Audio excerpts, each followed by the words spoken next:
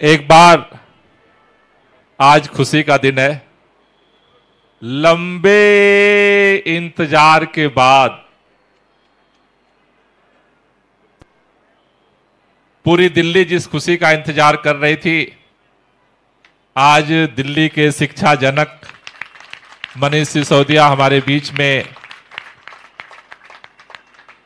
दिल्ली के खुशनुमा आजाद आबो हवा में सांस लेने के लिए सुप्रीम कोर्ट के आदेश के बाद कल दिल्ली में पदार्पण किए। आज सुबह वो हनुमान मंदिर जाकर के आशीर्वाद लिए, महात्मा गांधी की समाधि पर पहुंचे और भगत सिंह का जज्बा जिसको लेकर के वो 17 महीने से इस तानाशाही से संघर्ष कर रहे थे, तो एक बार दोनों हाथ की मुट्ठियां बांध करके दोनों हाथ ऊपर करेंगे और पूरी ताकत से इतना जोरदार आवाज में आवाज निकलनी चाहिए कि हमारे मुखिया अरविंद केजरीवाल तक ये बात पहुंचे कि मनीष सिसोदिया बाहर पहुंचे हैं और कार्यकर्ता अब अरविंद केजरीवाल के भी आने का इंतजार कर रहे हैं। इस खुशी में उस इंतजार का भी जोश होना चाहिए। तो दोनों हाथ की मुट्ठियां बांधेंगे और पूरी ताकत से जितना दम है दोनों हाथ की मुट्ठियां बांध करके बोलेंगे, भारत माता की, भारत माता की, इनकलाब, इनकलाब, वंदे, वंदे। साथियों, कल जब मनीष सिसोदिया जी के जमानत की खबर मीडिया के माध्यम से दिल्ली के लोगों तक पहुंची, देश के लोगों तक पहुंची, तो सबके दिलों से एक ही आवाज निकली, न्याय तो मिला है लेकिन बहुत देर करके मिला है।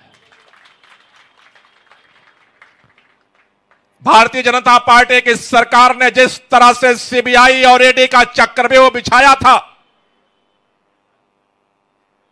17 महीने में भी भारतीय जनता पार्टी की एजेंसियों को मनीष सिसोदिया के खिलाफ 1 रुपए का सबूत नहीं मिला। दर दर भटकती रही। मनीष सिसोदिया जी के घर से लेकर के, बैंक से लेकर के, गांव से लेकर के पूरे देश के अंदर जहां जहां मनीष सिसोदिया के मोबाइल में जिसका जिसका नंबर मिला, किसी का सामने से और किसी से पीछे से, हर जगह छापेमारी की गई।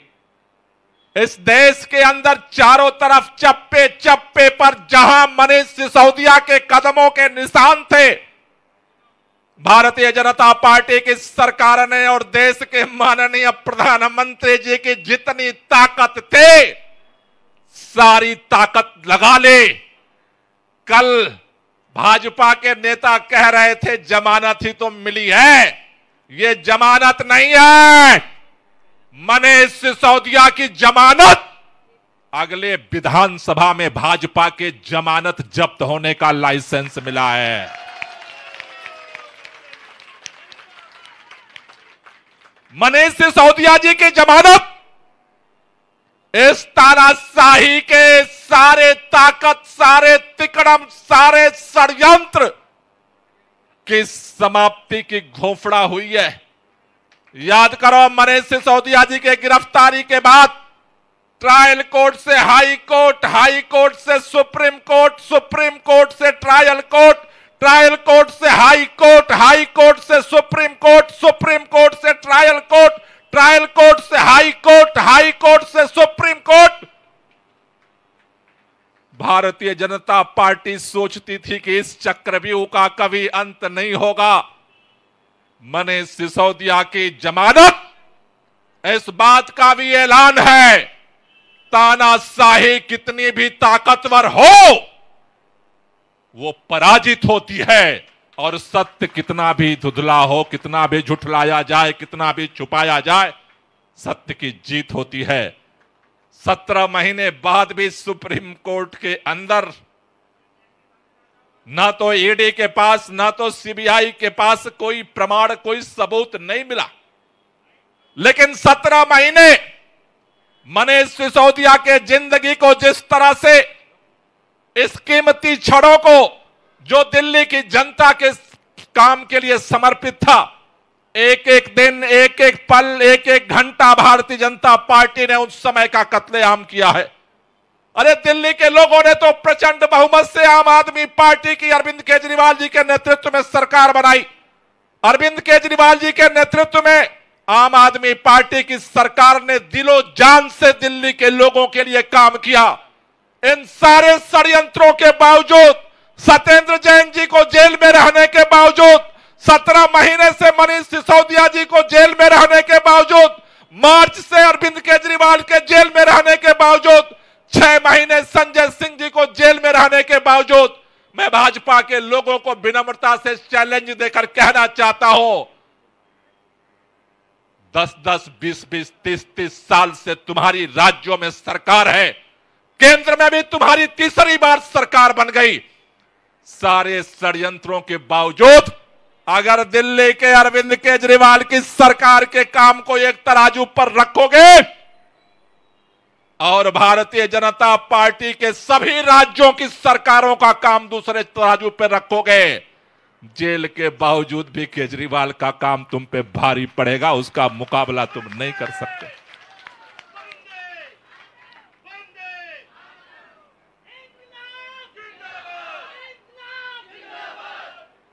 ये भारतीय जनता पार्टी के नेता क्या सोचते थे? दिल्ली की सरकार ने एक सबसे बड़ा दर्द इनका क्या है? इनको लगता है मेरे अश्वमेध का घोड़ा गुजरात से राजस्थान जाता है, कोई नहीं रोकता, राजस्थान से मध्य प्रदेश जाता कोई नहीं रोकता, उत्तर प्रदेश जाता कोई नहीं रोकता, उत्तराखंड जाता कोई नहीं रोकता, हिमाचल जाता कोई नहीं रोकता, बिहार जाता कोई नहीं रोकता, कर्नाटक जाता कोई नहीं रोकता, लेकिन दिल्ली में आता है तो इससे छुड़ाना मुश्किल हो जाता है।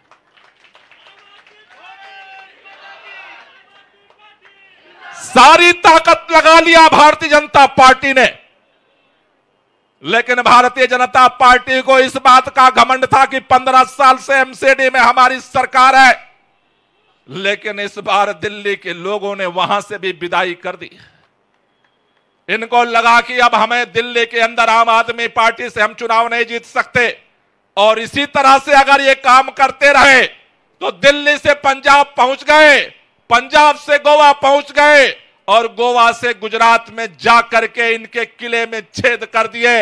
अगर आम आदमी पार्टी इसी रफ्तार से बढ़ती रही, जिस रफ्तार से आम आदमी पार्टी राष्ट्रीय पार्टी बन गई, जिस रफ्तार से देश के अंदर लोगों के दिलों में घर करने लगी, अगर यही हालत रही, उनको इस बात से सपने में भी डर लगता है कि अगर जैसे दिल्ली वालों ने 70 में से 67 सीट का रिकॉर्ड बनाया, एक दिन अगर देश के अंदर ऐसे ही देश वालों ने सोच लिया और केजरीवाल का झाड़ू चला दिया तो इनका क्या होने वाला।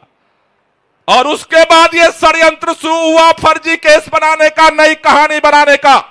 एक एक करके पहले सत्येंद्र जैन को इन्होंने उठा करके जेल में डाला, फिर मनीष सिसोदिया जी को जेल में डाला, फिर संजय सिंह जी को जेल में डाला, फिर भी काम नहीं चला तो इन्होंने हमारे मुख्यमंत्री अरविंद केजरीवाल को उठा करके जेल में डाल दिया।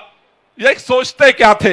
ये सोचते थे जैसे शिवसेना को नेताओं पर एफआईआर करके पार्टी तोड़ दिया और नेताओं को सरेंडर करा दिया, जैसे इन्होंने एनसीपी के नेताओं को तोड़ लिया और सरेंडर करा दिया, पार्टी को तोड़ करके छिन्न भिन्न कर दिया, देश के अंदर जगह जगह विधायकों को खरीद लिया, नेताओं को खरीद लिया, सांसदों को खरीद लिया। ये सोचते थे उसी तरह ये आम आदमी पार्टी है, ये सीधे साधे लोग हैं, इनकी क्या औकात है। भारतीय जनता पार्टी के नेता ये सपना देखते थे जेल में जाएंगे और इनको भी अपनी ताकत पर भरोसा हो जाएगा, अपने जो भरोसा है वो टूटेगा और ये पार्टी टूट जाएगी। आप याद करो जब सत्येंद्र जैन जी जेल में गए, हर बड़े बड़े राजनीतिक पंडित घोषणा करने लगे अब पार्टी कैसे चलेगी। फिर मनीष सिसोदिया जेल में गए, बोले पार्टी अब टूट जाएगी। संजय सिंह जी बोले अब तो पार्टी बिक जाएगी। अरविंद केजरीवाल जी गिरफ्तार हुए, बोले अब तो सब कुछ स्वाहा।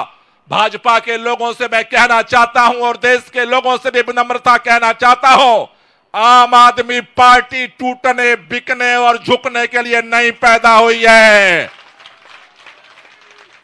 आम आदमी पार्टी का जन्म इस हिंदुस्तान से भ्रष्टाचार को और तानाशाही को खत्म करने के लिए हुआ है।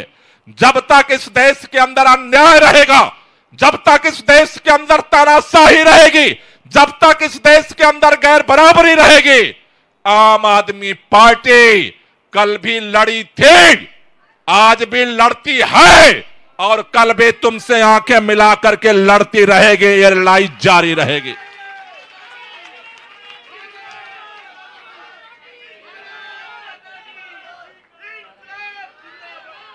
इसलिए मैं एक ही बात कहना चाहता हूं, जब मनीष सिसोदिया जी की गिरफ्तारी हुई, कई लोगों के दिमाग में अंदर दुविधा पैदा हुई, अब क्या होगा, अब पार्षदों का क्या होगा, विधायकों का क्या होगा, कार्यकर्ताओं का क्या होगा। मैं एक ही बात कहना चाहता हूं और भाजपा के लोगों से कहना चाहता हूं, देश की जनता ने तुम्हें संदेश दे दिया है, लेकिन अगर तुम सोचते हो कि तुम्हारे चक्रव्यूह से कोई बिकने वाला है, झुकने वाला है, टूटने वाला है, और वो भी मनीष सिसोदिया, 7 जन्म लग जाएंगे मनीष सिसोदिया को तोड़ने में, झुकाने में और अपने रास्ते से हटाने में। कल भी मनीष सिसोदिया चट्टान की तरह खड़े थे देश के लोगों के लिए, आज भी चट्टान की तरह खड़े हैं और कल भी, जब तक आखिरी सांस ये लड़ाई हम लड़ेंगे और ये लड़ाई जीतेंगे।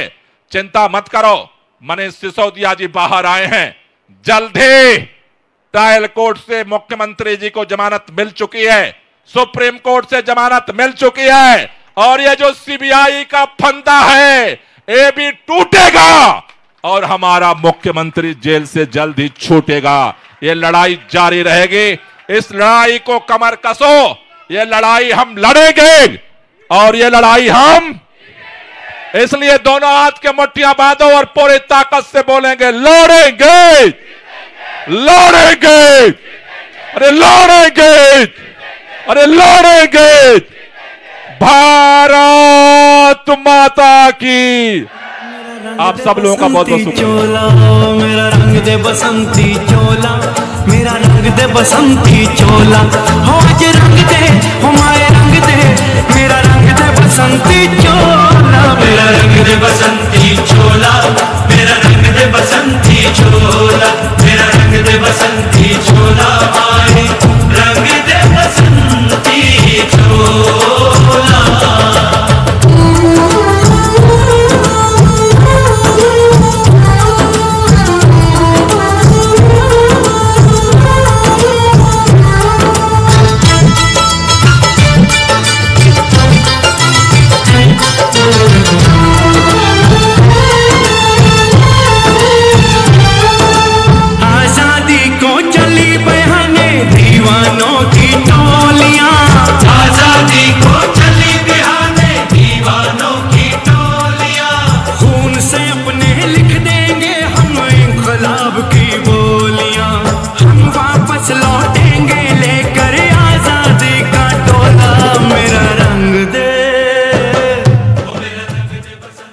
एक बार जोरदार तालियां।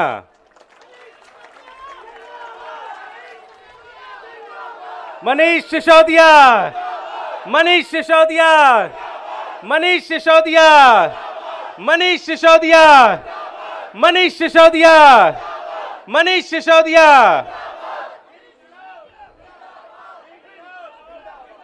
मनीष सर,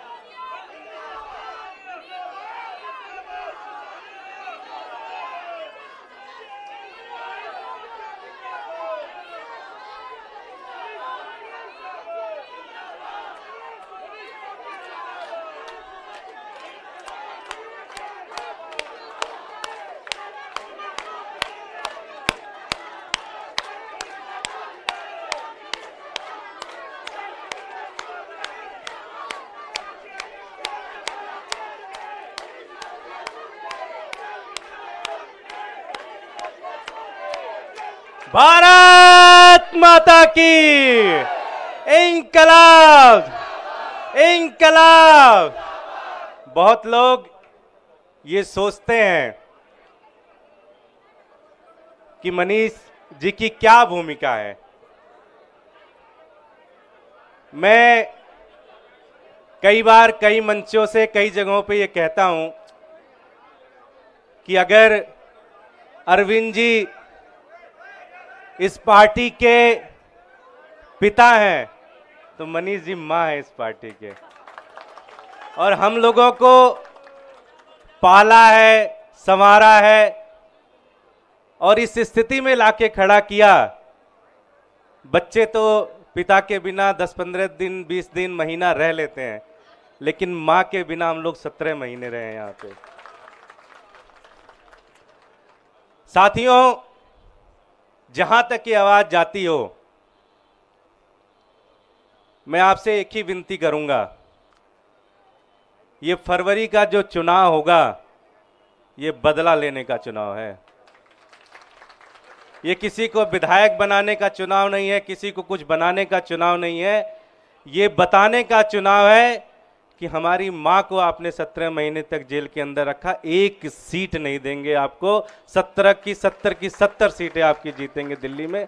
मैं हम सबके आदरणीय और संजय भैया, जिनको 6 महीने से ज्यादा तक मोदी सरकार ने, इस तानाशाही ने जेल के अंदर रखा था, मैं चाहूंगा एक बार संजय भैया आए और अपनी बात रखें। संजय भैया, जोरदार ताली।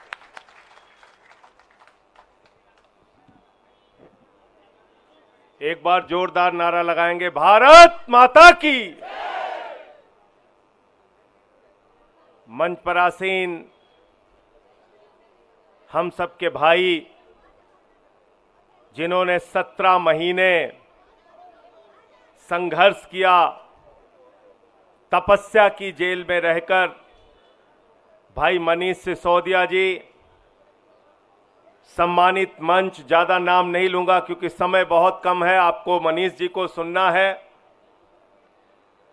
मैं बीजेपी वालों को एक ही सलाह देना चाहता हूं और बार बार ये बात कहना चाहता हूं कि भाजपाइयों, एक बात को समझ लो, नफरत की राजनीति में तुम आगे हो सकते हो, झगड़ा कराने की, दंगे फसाद कराने की राजनीति में तुम आगे हो सकते हो, भाई को भाई से बांटने की राजनीति में तुम आगे हो सकते हो, लेकिन जब लड़ने की बारी आएगी तो हिम्मत मत करना आम आदमी पार्टी से लड़ने की, हिम्मत मत करना आम आदमी पार्टी के कार्यकर्ताओं से टकराने की, क्योंकि तुम उसमें कभी नहीं जीत पाओगे, कभी नहीं जीत पाओगे।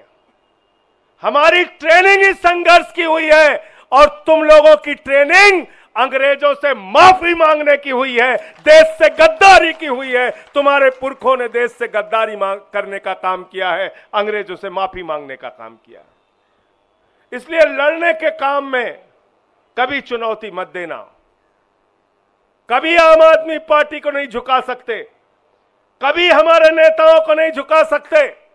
आपने हमारी पार्टी के मुखिया अरविंद केजरीवाल को जेल में रखा, मनीष सिसोदिया दिल्ली के शिक्षा मंत्री, जिन्होंने दिल्ली के लाखों बच्चों के लिए दिन रात काम किया, उनको 17 महीने तक जेल में रखा। मैं देश के प्रधानमंत्री से पूछना चाहता हूं, इन 17 महीनों का हिसाब कौन देगा? मनीष सिसोदिया के परिवार ने जो 17 महीने प्रताड़ना झेली, मानसिक रूप से, शारीरिक रूप से, उसका हिसाब कौन देगा?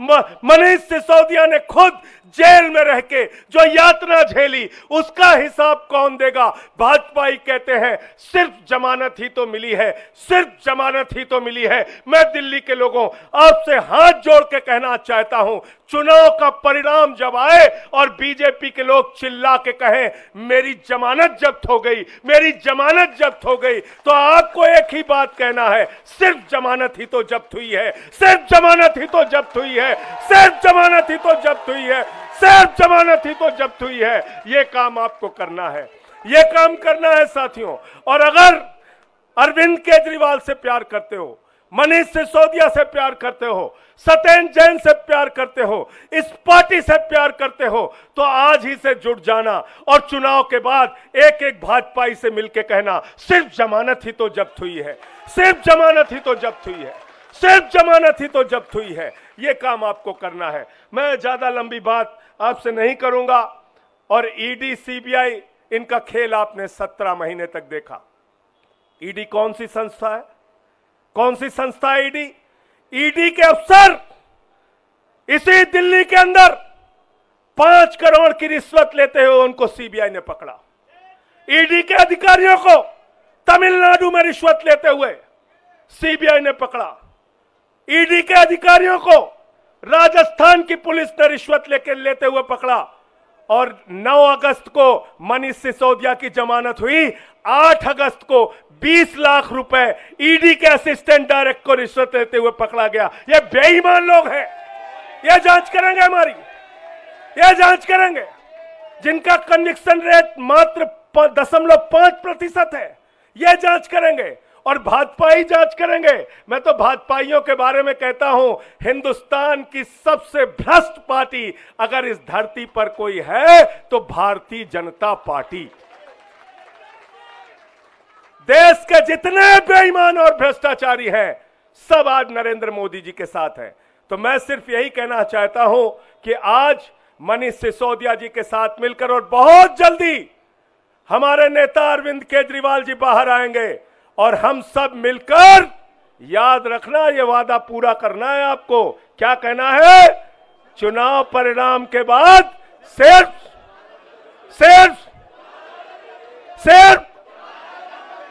जमानत ही तो जब्त हुई है। बहुत बहुत धन्यवाद।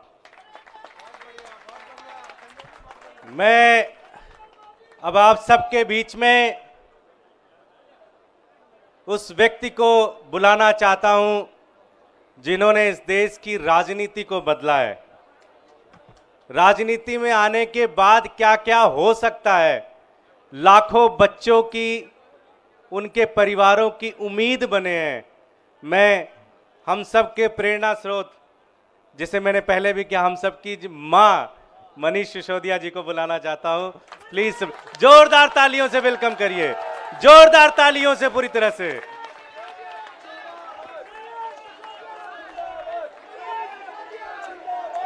भारत माता की इंकलाब।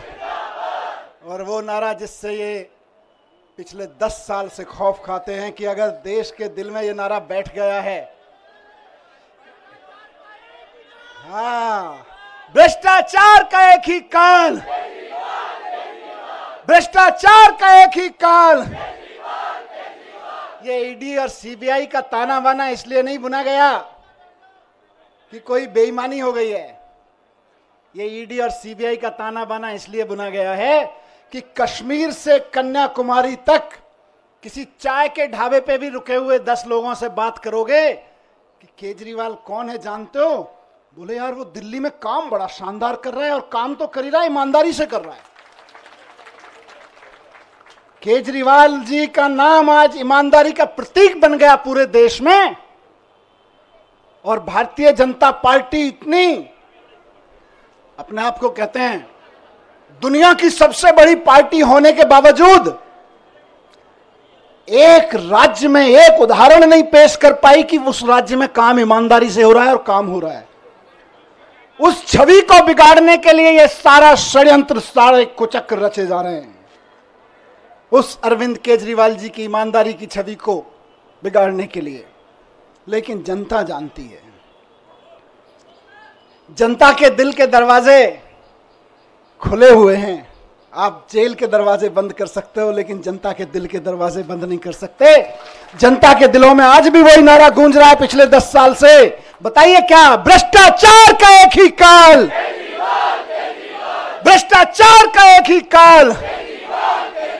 और जिनका जिक्र अभी संजय भाई ने किया कि इधर उधर जितने भ्रष्टाचारी थे सबको इकट्ठा करके भारतीय जनता पार्टी बना ली और भारतीय जनता पार्टी बड़ी पार्टी कर ली, उनको भी कहना चाहता हूं कि आपका काल अभी जेल में है, लेकिन ज्यादा दिन तक जेल में नहीं रख पाओगे, आपका काल बाहर आएगा।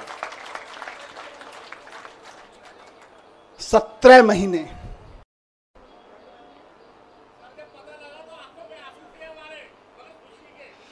ये आंसुओं, इन आंसुओं ने ही मुझे ताकत दी है 17 महीने जेल में। मैं जब राजघाट पे आपसे बात करके गया था तो कह के गया था शायद 7-8 महीने लगेंगे। मुझे उम्मीद थी कि 7-8 महीने में न्याय मिल जाएगा, लेकिन कोई बात नहीं, 17 महीने लग गए। 17 महीने लग गए, लेकिन जीत सच्चाई की हुई है, जीत ईमानदारी की हुई है।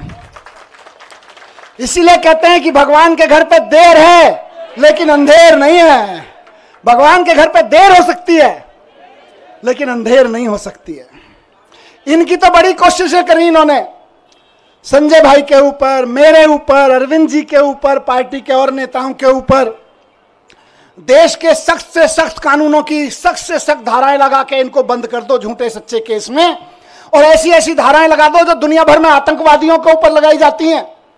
ऐसी ऐसी कानूनों की धाराएं लगा दो जो दुनिया में ड्रग माफिया के ऊपर लगाई जाती हैं।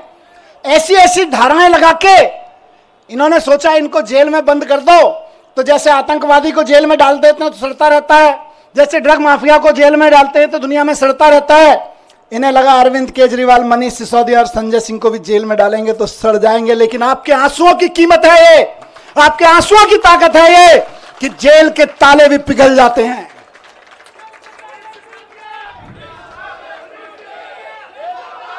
एक ही चीज कहूंगा, कल सुबह मैं बैठा था कि सारी दुनिया की सारी बुरी ताकतें भी इकट्ठी हो जाए ना, तो जो सच्चाई के रास्ते पे चलता है उसका साथ भगवान देता है, उसका साथ भगवान जरूर देता है। और ये आज बजरंगबली की कृपा है कि 17 महीने बाद सही, लेकिन मैं आपके बीच हूं। और अभी गया मैं बजरंगबली के मंदिर में, पंडित जी ने आशीर्वाद दिया। वहां जो पंडित जी मौजूद होते हैं वही बजरंगबली जी के वाणी बोल रहे होते हैं। उन्होंने बजरंगबली जी की वाणी से आशीर्वाद दिया कि विजयी भव, सफल भव। मैंने कहा जी एक ही सफलता का मंत्र है, दिल्ली के एक एक बच्चे के लिए शानदार स्कूल बना के देने हैं, यही हमारी सफलता है। और इसके लिए मैं कल से कह रहा था अपने साथियों से, हम तो रथ के घोड़े हैं, हमारा असली सारथी अभी जेल में बंद है, वो भी बाहर आ जाएगा। फिर उसके बाद हमको तो जहां हकेंगे हम हकेंगे, लेकिन हमारा असली सारथी भी जेल में बंद है और जेल के ताले टूटेंगे, बहुत जल्दी छूट के आ जाएंगे। बहुत कृपा है अरविंद जी के ऊपर बजरंगबली की। आपको याद है ना, लंबे समय से बहुत सारे लोग साथ हैं, कितने शुगर का पेशेंट होने के बावजूद कितना लंबा लंबा फास्ट किया, केवल बजरंगबली जी की कृपा से। तमाम तरह के आरोप, इतने इतने आरोप लगाए झूठे झूठे, बच गए, निकल के आ गए केवल अरविंद जी बजरंगबली जी की कृपा से। और मैं समझता हूं भगवान की कृपा, बजरंगबली जी की कृपा हम पर कल हुई बाबा साहब के दिए हुए संविधान की बदौलत। बाबा साहब ने, जब ये मुकदमे की सुनवाई चल रही थी, मैं बहुत ध्यान से सुन रहा था, पढ़ रहा था, पूरी डिटेल ले रहा था वकील साहबों से। बाबा साहब ने 75 साल पहले, करीब 75 साल पहले अंदाजा लगा लिया था कि कभी कभी ऐसा भी होगा, हम लोकतंत्र का संविधान बना रहे हैं, लेकिन कभी कभी ऐसा भी होगा कि इस देश में तानाशाही ताकतें आके आतंकवादियों और ड्रग माफियाओं पर लगाए जाने वाले कानून को आम आदमी के ऊपर लगाएंगे, व्यापारियों के ऊपर लगाएंगे, विपक्षियों के ऊपर लगाएंगे। तो उस वक्त उन व्यापारियों को, उन आम आदमियों को, उन विपक्षियों को कौन बचाएगा? तो बाबा साहब ने पहले ही लाइन जोड़ दी थी, संविधान बचाएगा। यही भगवान की कृपा है।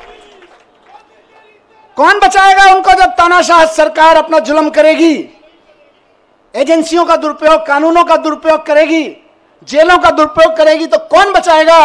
75 साल पहले उस महान शख्सियत ने लिख दिया था कि मैं ऐसा संविधान दे रहा हूं कि तुमको संविधान बचाएगा। आज हम संविधान के बदौलत खड़े, संविधान की ताकत से यहां पे खड़े हैं। आज मैं शुक्रगुजार हूं देश के संविधान का, बाबा साहब का, और साथ साथ बहुत विनम्र निवेदन के साथ में माननीय सुप्रीम कोर्ट का, बहुत विनम्र सम्मान के साथ में माननीय सुप्रीम कोर्ट ने संविधान की दी हुई ताकत का इस्तेमाल करते हुए कल तानाशाही को कुचला, तानाशाही को कल गलत ठहराया। और माननीय सुप्रीम कोर्ट के साथ साथ मैं बहुत तहे दिल से शुक्रगुजार हूं उन वकीलों का जो पिछले 1.5 साल से 17-18 महीने से और बल्कि उससे पहले से भी पूरी लड़ाई लड़ रहे हैं। मैं जेल में बैठा था, आप लोग आंदोलन कर रहे थे, अरविंद जी जेल में बैठे हैं, आप लोग यहां सड़कों पे डंडे खा रहे हैं, लेकिन वो वकील इधर से उधर धक्के खा रहे हैं, एक कोर्ट से दूसरे कोर्ट धक्के खा रहे हैं, एक कागज से दूसरे कागज में डाल रहे हैं। इनकी एक एक साजिशों का, इनकी एक एक चालबाजियों का, इनकी एक एक तिगड़मों का जवाब दे रहे हैं अदालतों में खड़े होकर, इनके एक एक झूठ का पर्दाफाश कर रहे हैं। मेरे लिए तो मैंने कल भी कहा था, भगवान स्वरूप हैं। किसी भी जेल में बंद होने वाले एक व्यक्ति के लिए तो वकील भगवान स्वरूप होता है, और मेरे लिए तो सिंघवी साहब वाकई भगवान स्वरूप हैं।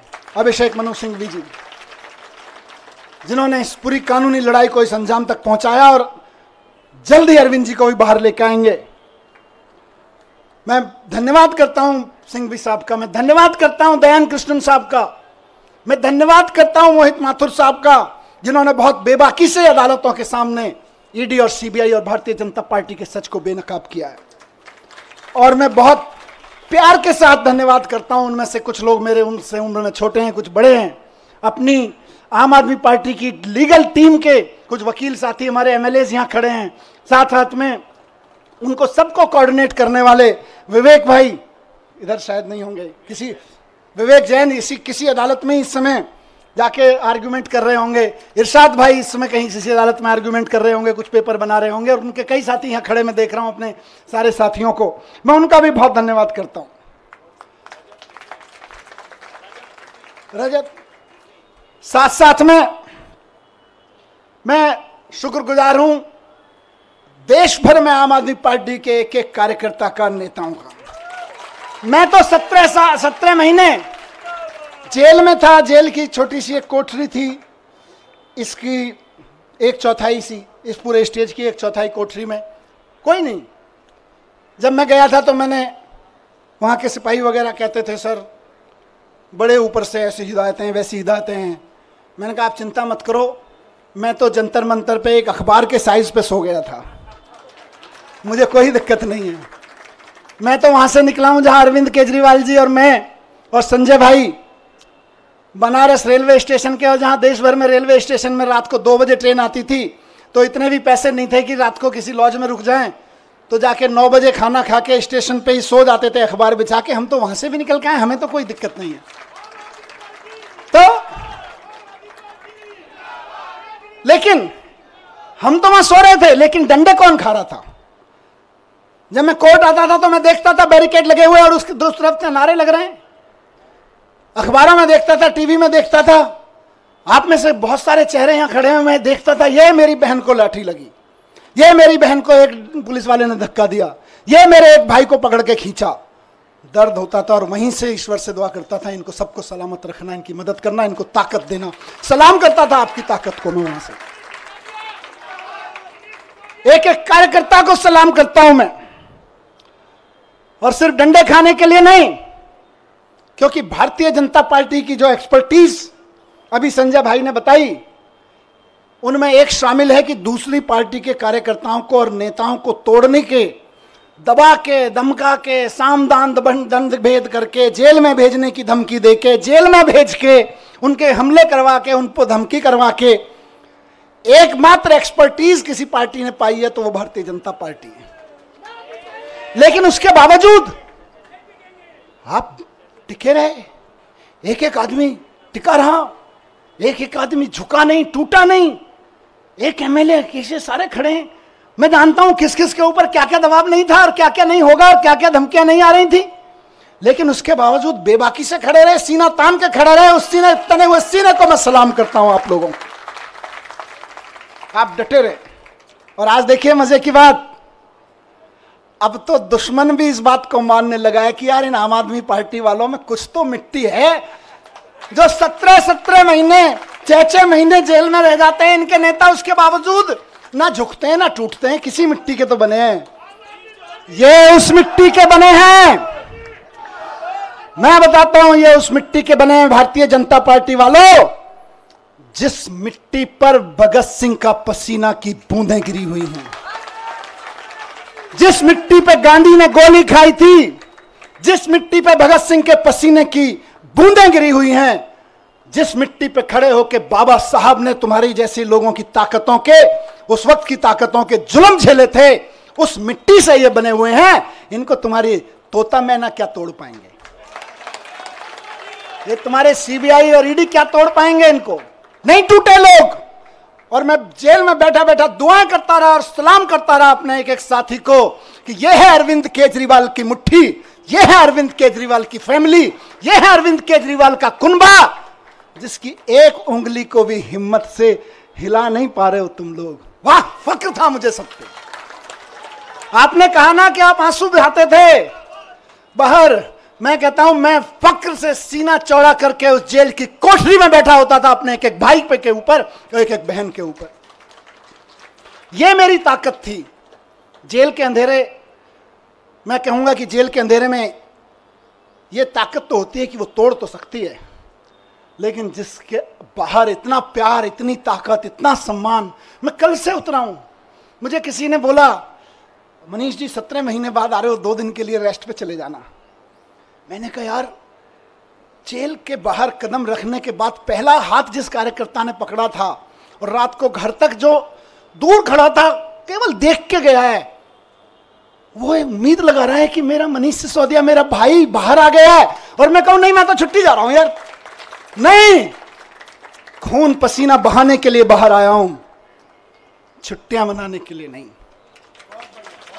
एक एक दिन जो संजय भाई ने नारा दिया है कि इनकी जमानत जब्त कराएंगे, आज से और अभी से लग रहे हैं। और बीजेपी वालों, ढूंढते रह जाओगे कहां गई वोटें, कहां गई वोटें। आज से लगना है सबको। जो सुन रहे हैं सोशल मीडिया और मीडिया के माध्यम से, एक एक कार्यकर्ता साथी को कहना चाहता हूं, दिल्ली के एक एक नागरिक को, हरियाणा के एक एक नागरिक को, देश के एक एक नागरिक को कहना चाहता हूं कि इस तानाशाही के खिलाफ तो एक एक आदमी को वोट करना पड़ेगा। सवाल हमारा नहीं है। तानाशाही के खिलाफ ये जो लड़ाई है सिर्फ आम आदमी पार्टी के कार्यकर्ताओं की नहीं है, सिर्फ विपक्ष के पार्टी कार्यकर्ताओं की नहीं है, ये देश के एक एक आम आदमी की है। मैं जेल में था अभी, तो कई सारी खबरें, अखबार पढ़ता था, टीवी देखता था, न्यूज में कई सारी खबरें विचलित करती थी। यह विचलित नहीं करता था कि जमानत हुई कि नहीं हुई, इससे कभी मेरे को विचलन नहीं हुआ। मेरे को विचलन किस चीज से होता था? मैं देखता था कि देश के कितने कितने बड़े बड़े व्यापारियों को इन्होंने, 500-600 बड़े बड़े व्यापारियों को इन्होंने झूठे केसेस, सच्चे केसेस, इधर उधर के केसेस में बना के बंद कर दिया गया है। उनका किसी पार्टी वार्टी से भी कोई लेना देना शायद ही होगा। लेकिन आप सोचो कि एक व्यापारी अगर कोई मेहनत से काम कर रहा है और उसके ऊपर क्योंकि उसने चंदा नहीं दिया या उसने आपकी किसी पार्टी के नेता से कोई पंगा ले लिया, आपने उसको उठा के जेल में डाल दिया ईडी के केस लगा के, जो केस आतंकवादियों पे, ड्रग माफियाओं पे लगाए जाते हैं, वैसे वैसे खतरनाक केस लगा के एक व्यापारी अगर जेल में डाल दिया जाता है, उसके पीछे हजारों परिवारों को रोजगार मिल रहा होता है, वो भूखे मरने लगते हैं, उनकी बद्दुआ लगेगी। इनको तानाशाही नहीं है तो क्या है? बात सिर्फ विपक्षी पार्टियों के नेताओं की नहीं है, बात आम आदमी पार्टी के नेताओं की नहीं है। बड़े बड़े व्यापारियों को उठा उठा के जेल में डाले दे रहे हैं। और एक किसी कंपनी का चेयरमैन जेल में चला जाता है, किसी का मालिक जेल में चला जाता है, हजारों हजार लड़के लड़कियां जो वहां नौकरी कर रहे होते हैं, उनके घर में टेंशन हो जाती है, क्या करेंगे, कल को कहां से खाएंगे।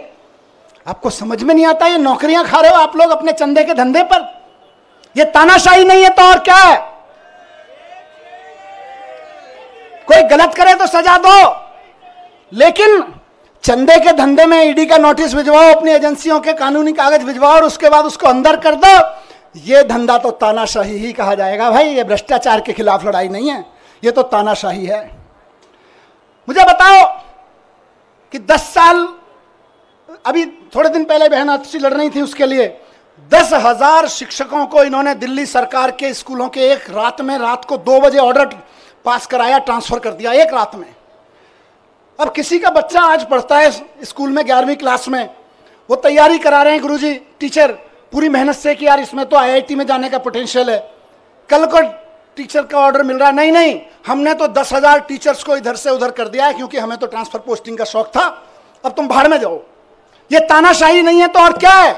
बात 10,000 टीचर्स की नहीं है, उन लाखों बच्चों की है जिनको वो टीचर्स पढ़ा रहे थे। तुम अपनी अफसरी में, तुम अपनी तानाशाही में 10,000 टीचर्स को एक रात में इधर से उधर उठा के फेंक देते हो। ये तानाशाही नहीं है तो और क्या है?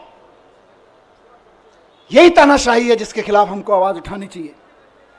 आज दिल्ली में जब सरकार में था उस वक्त दिल्ली जल बोर्ड का नगर निगम चुनाव से पहले पैसा रोक दिया गया था और आज तक दिल्ली जल बोर्ड का पैसा नहीं दिया गया। फाइनेंस डिपार्टमेंट के अफसरों से इधर उधर से फाइलों पे कुछ कुछ काला पीला करवा के रुकवा रखा है पैसा। इंजीनियर्स परेशान है इलाके के, नाले साफ नहीं हो रहे, सीवर साफ नहीं हो रहे, और वो कह रहे हैं हम तो पैसा नहीं देंगे। 1.5 साल से जल बोर्ड का पैसा नहीं दिया गया, जबकि पैसा बजट में पास किया विधानसभा ने। ये तानाशाही नहीं है तो और क्या? बताइए। तानाशाही सिर्फ आम आदमी पार्टी के नेताओं को गिरफ्तार करने की नहीं है। तानाशाही आपके घर के सामने जो सीवर बह रहा है, उसमें जो अभी ओवरफ्लो हो रहा है, वो भी इसी तानाशाही की वजह से हो रहा है। जो नाली नहीं खुल पा रही है, उसको 1.5 साल से पैसा नहीं मिला ठेकेदार को।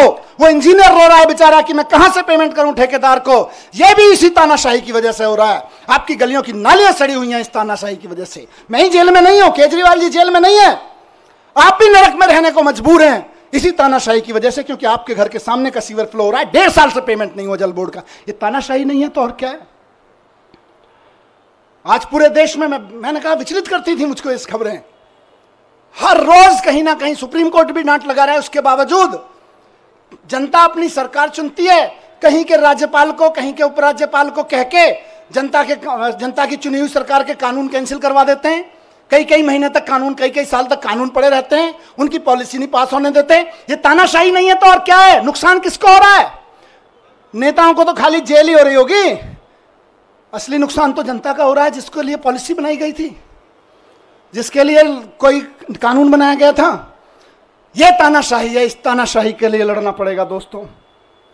और आखिरी बात जो मैं अभी, क्योंकि विचलित करनी है कई सारी चीजें, मैं अभी 2-3 दिन पहले टीवी देख रहा था, और उससे पहले भी देख रहा था टीवी में। 1 साल से टीवी देखा न्यूज पे, और क्या सहारा था, आपकी खबरें, आपकी शक्लें देखने को मिल जाती थी। मैंने देखा कि देश के गांव से एक बहुत प्यारी सी हमारी बेटी निकल के खेलों में देश का परचम लहराती है सारी दुनिया में, और जब वो खड़े होकर कहती है कि आपकी पार्टी के एक अफसर ने, आपके लगाए हुए एक फलाने नेता ने हमें छेड़ा है, तो आप उसको गिरफ्तार तक नहीं करते, और हमारी उस बेटी के ऊपर तरह तरह के सोशल मीडिया ट्रोलिंग और ये सब कराते हो। ये तानाशाही नहीं है तो और क्या है? मुझे बताइए। और तुम्हारे उस ये बेशर्मी तानाशाही है कि उसको गिरफ्तार तक नहीं किया जाता। इस देश की बेटियां जंतर मंतर पे बैठी रही, खिलाड़ियां, हम और आप सब अपने बच्चों को खिलाड़ी बनाने का सपना देखते हैं।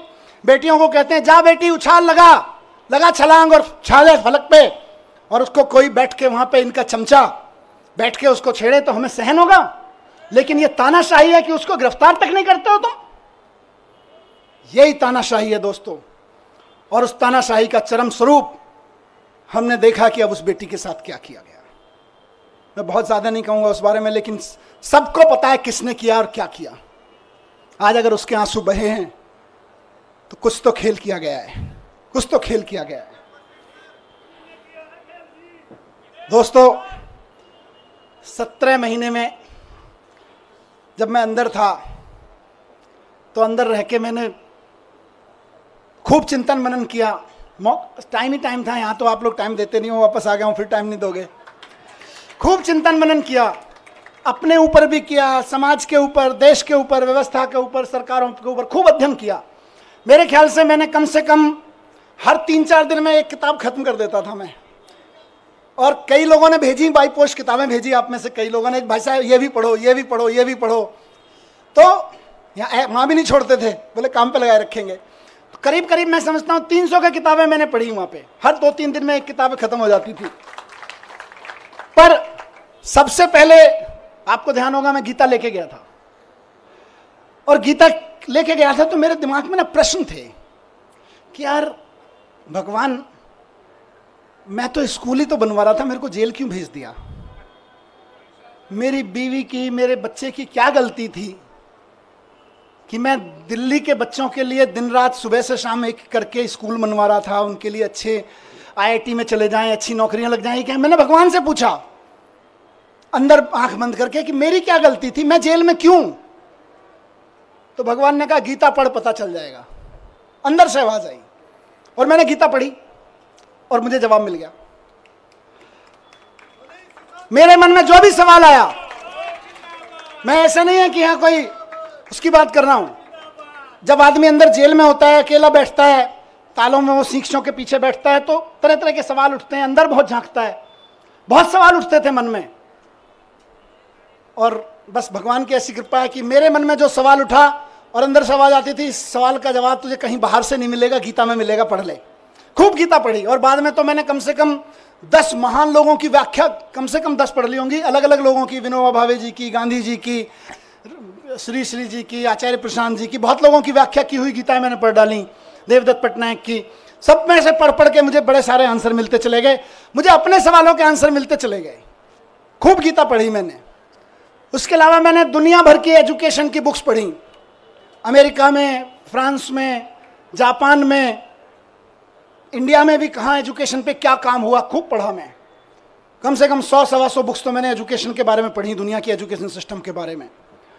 और मैंने एक चीज जानी दोस्तों, और मेरा इरादा और फर्म होता गया, यहाँ पर हम तो पहले से ही उस पर यकीन करते हैं, मेरा यकीन वहाँ पक्का होता गया कि भारत को 2047 तक अगर विकसित राष्ट्र बनाना है तो एक एक बच्चे के लिए शानदार सरकारी स्कूल उपलब्ध कराए बिना कोई रास्ता नहीं है भारत को विकसित राष्ट्र बनाने का। 17 महीने में, उससे पहले कि अपने काम, आप सबके काम और इस अध्ययन चिंतन मनन के बाद लेके लौटाऊं और कुछ दुनिया के बारे में सोच समझ के लौटाऊं कि अगर भारत को विकसित राष्ट्र बनाना है तो देश के एक एक बच्चे के लिए शानदार सरकारी स्कूल, और जहां प्राइवेट है उनकी प्राइवेट स्कूलों की फीस कंट्रोल में रखो। इसके अलावा विकसित राष्ट्र बनाने का कोई राजमार्ग नहीं है, कोई रास्ता नहीं है। और अगर कोई आदमी कहता है कि मैं शिक्षा की बात किए बिना भारत को विकसित राष्ट्र बनाने की बात कर लेता हूं, तो जुमलेबाजी होगा, वो केवल जुमले फेंक रहा होगा, विकसित राष्ट्र नहीं बनेगा।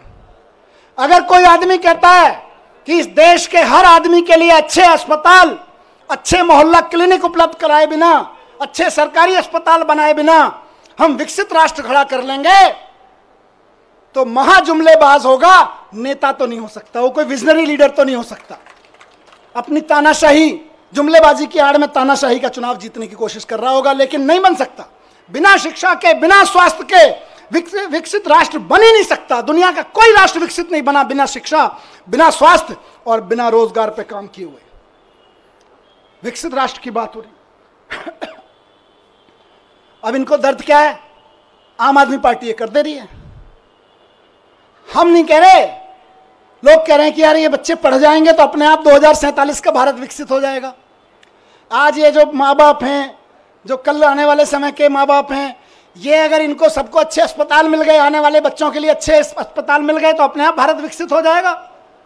ये आम आदमी पार्टी कर दे रही है। दिल्ली में कर दिया, पंजाब में कर दिया, इस भरोसे पे गुजरात में, गोवा में, सब जगह वोटें पड़ने लगी, तब इनको दिक्कत हो रही है। इसीलिए सबको जेल में डालने पर आ गए।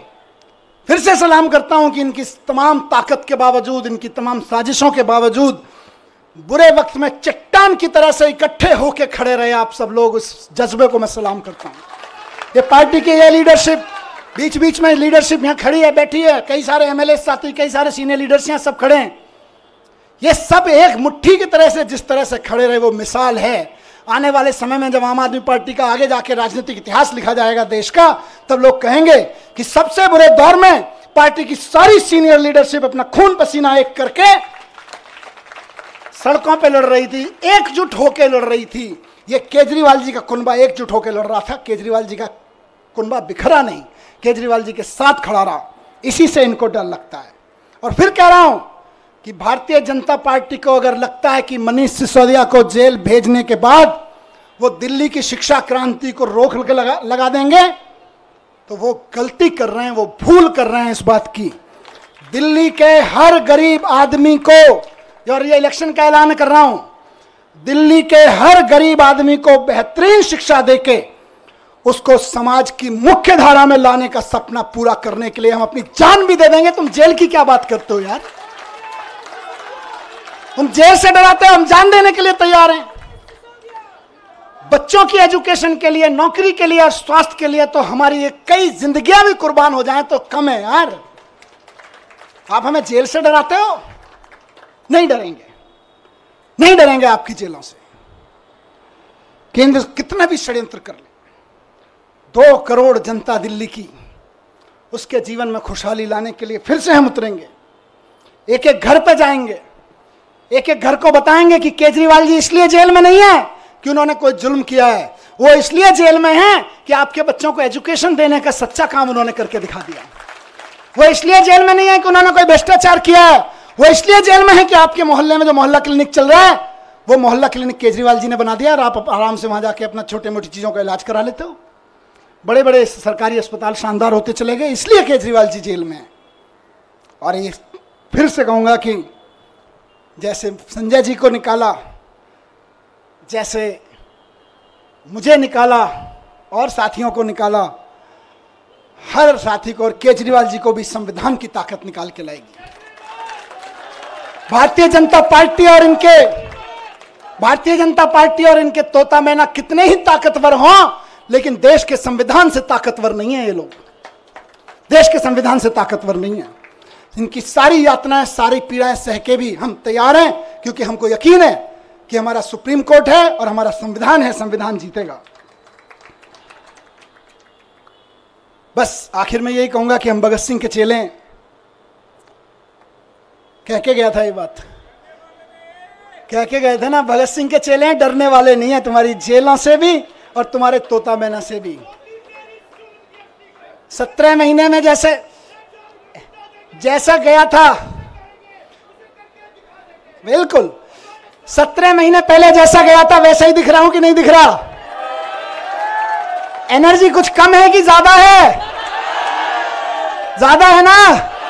बस इनको लग रहा था जेल भेज के एनर्जी तोड़ देंगे, अब ये कहेंगे यार इनको जेल मत भेजो, ये तो दुगनी एनर्जी लेके आते हैं।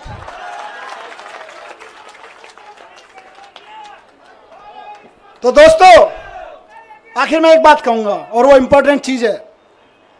देखिए, मैंने सारी बात इसलिए कही क्योंकि तानाशाही की लड़ाई है, और ये तानाशाही मेरे लिए नहीं, अरविंद केजरीवाल जी के लिए नहीं, आम आदमी पार्टी के कार्यकर्ताओं नेताओं के लिए नहीं, विपक्ष के पार्टी कार्यकर्ताओं नेताओं के लिए नहीं, देश के एक एक आदमी को बचाने के लिए है। इसलिए आज कल जब सुबह बेल का ऑर्डर आया, उससे पहले मैं ऐसे ही टीवी देख रहा था, उसमें 9 अगस्त के बारे में डिटेल चल रहा था, कैसे 9 अगस्त कितना महान दिन है, भारत छोड़ो आंदोलन चलाया था। फिर 10:30 बजे ऑर्डर आ गया बेल का। मैं आंखें बंद की, मैंने भगवान से पूछा ये है क्या? 9 अगस्त भारत छोड़ो के दिन बेल दे रहे हो, चक्कर क्या है? अंदर से आवाज आई कि भारत छोड़ो के दिन इसलिए दे रहे हैं क्योंकि जेल से बाहर निकलो और तानाशाही भारत छोड़ो की आवाज लगाओ। तानाशाही भारत छोड़ो। इस तानाशाही का शिकार हर आम आदमी हो रहा है। तानाशाही भारत छोड़ो की आवाज उठानी पड़ेगी गली गली में, मोहल्ले मोहल्ले में। और हम ये नहीं कह रहे तानाशाहो भारत छोड़ो, हम तानाशाहों के खिलाफ नहीं, हम तानाशाहों को भारत नहीं छुड़वाएंगे। हमने कई देशों में ये मॉडल देख लिए। वो क्या करते हैं कई तानाशाह, वो बड़े बड़े आंकड़े दिखाएंगे, देखो हमारी इकोनॉमी इतने मिलियन ट्रिलियन फिलियन पहुंच गई, जीडीपी फीडीपी के आंकड़े इतने बढ़ गए। उसके बाद आंकड़े दिखाते दिखाते सारे विपक्ष के नेताओं को जेल में डाल देते हैं या उनको देश से बाहर भगा देते हैं, विपक्ष के कार्यकर्ताओं को जेल में ठेल देते हैं। और उसके बाद कहते हैं देखो हम तो चुनाव पे चुनाव जीतते जा रहे हैं, हमारी तो जीडीपी भी बढ़ रही है, हमारी तो ट्रिलियन बिलियन चल रहे हैं। लेकिन हकीकत क्या है?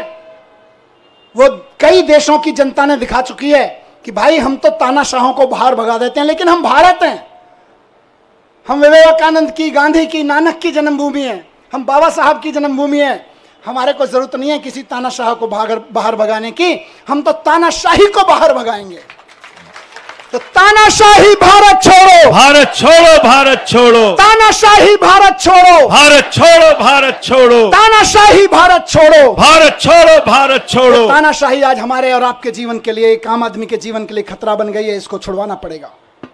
ये संविधान के लिए खतरा बन गई है, हमारे सामाजिक ताने बाने के लिए खतरा बन गई है, हमारी बहनों के लिए खतरा बन गई है, हमारे खिलाड़ियों के लिए, हमारे व्यापारियों के लिए खतरा बन गई है।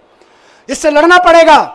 और एक चीज कहूंगा यहां से, विपक्ष के लिए भी और इनकी सत्ता में बैठे नए नए साथियों के लिए भी जो इनके साथ नए नए गए हैं, इस तानाशाही से अगर लड़ना है तो एकजुट होकर लड़ना पड़ेगा।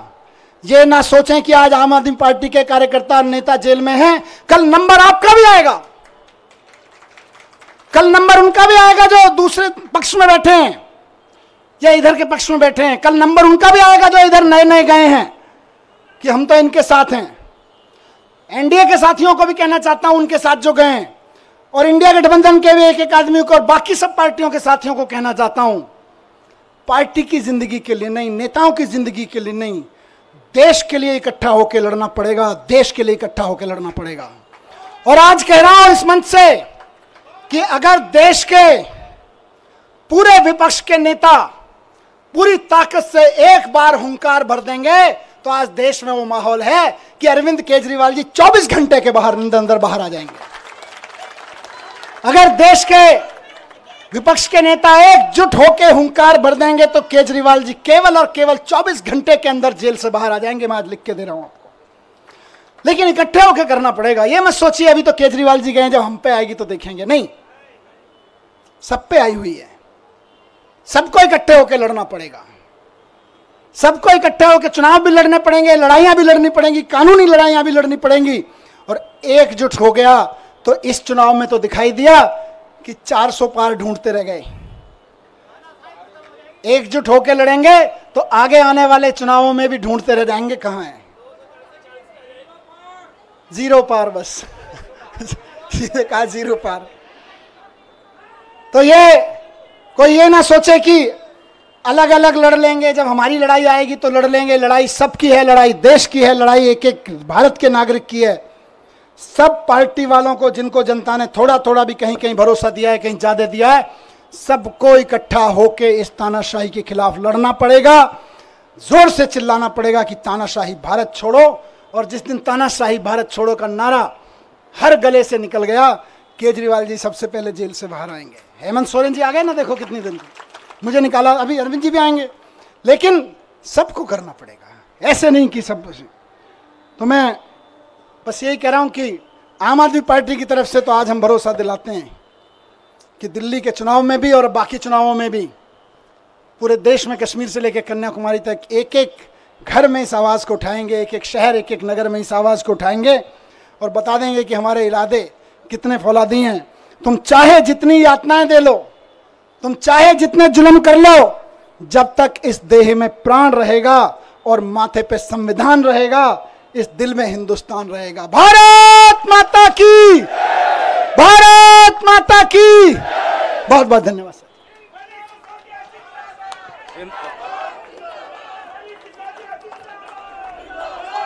सभी लोग राष्ट्रगान के लिए खड़े हो जाएं।